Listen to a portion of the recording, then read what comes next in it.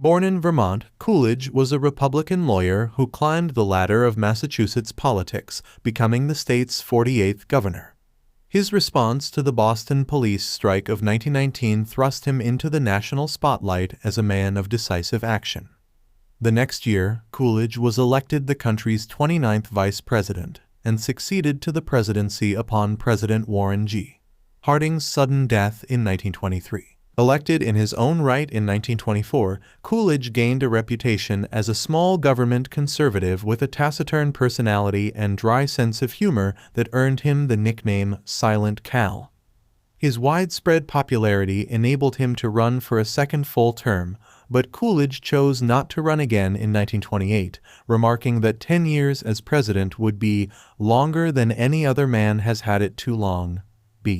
During his gubernatorial career, Coolidge ran on the record of fiscal conservatism, strong support for women's suffrage, and vague opposition to Prohibition II. During his presidency, he restored public confidence in the White House after the many scandals of the Harding administration.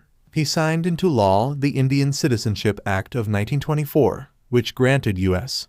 citizenship to all Native Americans, and oversaw a period of rapid and expansive economic growth known as the Roaring Twenties. Leaving office with considerable popularity, he was known for his hands-off governing approach and pro-business stances.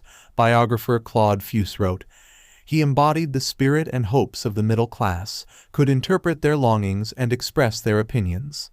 That he did represent the genius of the average is the most convincing proof of his strength." 4. Scholars have ranked Coolidge in the lower half of U.S. presidents. He gains nearly universal praise for his stalwart support of racial equality during a period of heightened racial tension in the nation. 5. And is highly praised by advocates of smaller government and laissez-faire economics. Supporters of an active central government generally view him far less favorably. His critics argue that he failed to use the country's economic boom to help struggling farmers and workers in other flailing industries. 6. And there is still much debate among historians as to the extent to which Coolidge's economic policies contributed to the onset of the Great Depression.